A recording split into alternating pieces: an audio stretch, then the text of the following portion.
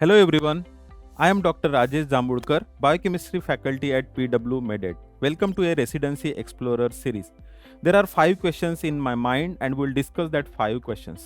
पहला तो ये MD Biochemistry करके इंसान क्या करेगा? What does the person with MD Biochemistry will do? So first the answer is if you are interested in academic, if you are interested in the teaching, you can join the government medical college or you can join the private medical college, and lot of vacancies are there among the preclinical, paraclinical, or among the all subjects of medicine or medical field. The job opportunities are available in the biochemistry. You can join the government medical college or private medical college if you are interested in the academic or teaching. Then second is the corporate labs, or you can set up your own laboratory. 80% investigations of laboratories और diagnostic laboratories belongs to biochemistry. अब बोलोगे इसमें कौन कौन से investigations आते हैं? All routine investigation, LFT, KFT. KFT means urea, creat, sodium, potassium. LFT means SGOT, SGPT, bilirubin, direct, indirect.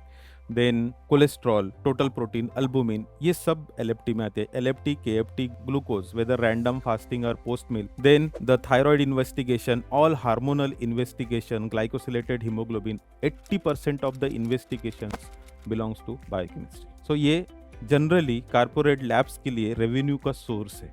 So you can join the corporate labs or you can set up your own laboratory. If you have facilities, resources and fund, you can set up your own laboratory.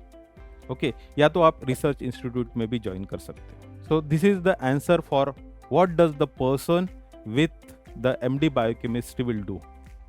Got it? Now how hectic is the residency? So it is in between the other preclinical subject and clinical subject. Why it is in between the hectic schedule? Because the lab is attached here. So it is not clinical means complete academic branch. It is academic plus laboratory means related with the patient. You may be posted for doing the emergency laboratory duties. So it is not too much hectic and not too much relaxed when it is compared to the other preclinical subjects. Okay. So 3 साल में आपको करना क्या है? First year, second year, third year. First year में आपको basic books जो है, जो भी आप बेसिक समझते हो, जैसे बायोकेमिस्ट्री के लिए बेसिक बुक है Harper. Doing the PG, Harper is the basic book, use the Harper. Then other reference books are there which should be use for betterment of your subject or for understanding of the subject. That is Leininger is there, Leininger principle of biochemistry is there. Then TITS, textbook of clinical chemistry and molecular biology. These are the important books जो सब आपको एक जगह पे नहीं मिलेगा. Residency में आपको अलग अलग बुक्स रेफर करने पड़ेंगे. ठीक है, stick to one book as a basic book. जो भी मैंने बोला अभी, Harper is the basic book for the doing the PG.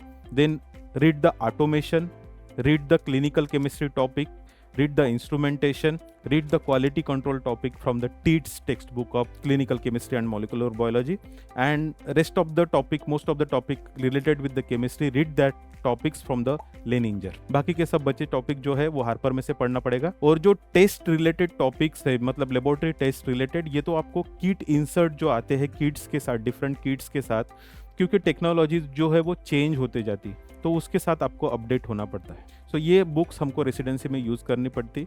Then learn the things which are impossible for others. मतलब जो टेक्नीशियन लोग हैं, टेक्निकल लोग हैं, उनसे आपको बेटर खुद को साबित करना है. तो learn the things, learn the calibration, learn the QC, quality control, जो अपने आप उसमें एक्सपर्ट होना चाहिए.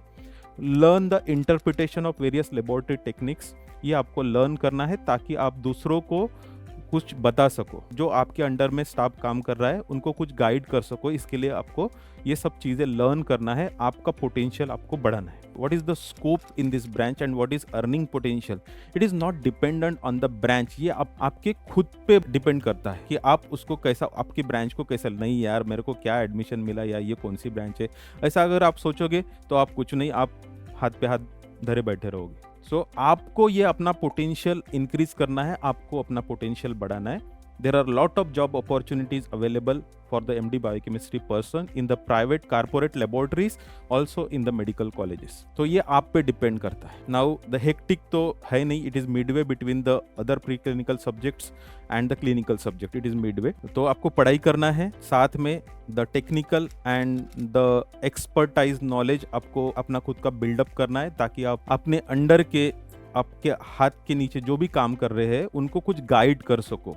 मतलब जो भी टेक्निक इंस्ट्रूमेंटेशन में या जो भी लेबोरेटरी टेस्टिंग में जो भी एक्सपर्टाइज है उसमें आपको ट्रेन होना है. Now what is the scope of super specialization in the biochemistry? अगर आपने इसमें कंप्लीट कर लिया तो आप एलिजिबल हो डीएम क्लिनिकल हेमेटोलॉजी में. Earlier there was DM endocrinology also. Now only the clinical haematology is the branch for which you will be eligible. Okay, so clinical haematology में आप सुपर स्पेशलाइजेशन कर सकते हो अगर आपकी आगे पढ़ने की इच्छा है तो. Okay, now who should take this branch? अगर आपका अपना मनपसंद आपको ब्रांच नहीं मिला, मतलब नहीं मिल रहा, आपके रैंक के हिसाब से, आपका रैंक डिसाइड करता है कि आपके नीट पीजी में आपका क्या रैंक है, उस हिसाब से ब्रांचेस अलॉट होते हैं.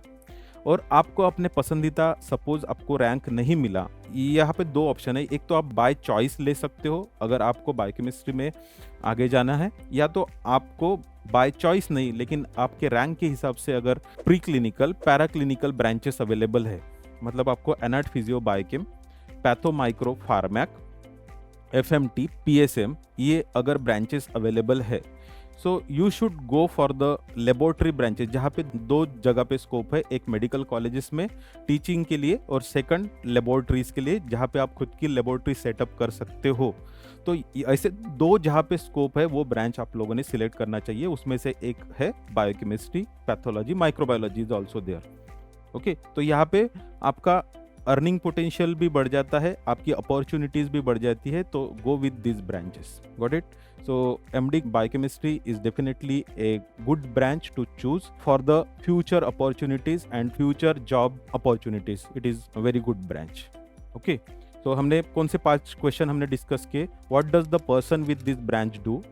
Then how hectic is the residency? Then which books to prefer for the residency? We discussed the Harper, Leninger and tits. लेकिन मैंने बताया कि हर चीज़ आपको एक जगह पे नहीं मिलेगी, आपको सर्च करते रहना पड़ेगा, क्योंकि आपको साथ में एक रिसर्च भी करना है, एक थीसिस भी आपको कंप्लीट करना है. ठीक है. Now choose the topic related with the recent topics और रिसेंट टेक्निक्स. मतलब या तो मॉलिकुलर बायोलॉजी पे चूज करो, अगर ये नहीं कर सकते तो choose the topic which is related with the national programmes and the newer parameter, इससे रिलेटेड आपको थीसिस टॉपिक चूज करना है. ठीक है. सो कौन से क्वेश्चन हो गए? What does the person with this branch do? How hectic is the residency? Which book should we use in the residency? What is the future aspect and the earning potential? वो सब आप पे खुद पे depend करता है. And whether any super specialization available for this branch? Yes, the DM clinical haematology is available. Earlier endocrinology was also there, but now only clinical haematology is available for MD biochemistry person. So this is good branch to choose. Again, I am repeating this sentence. It is the scope, it is dependent on you, not on the branch. So thank you.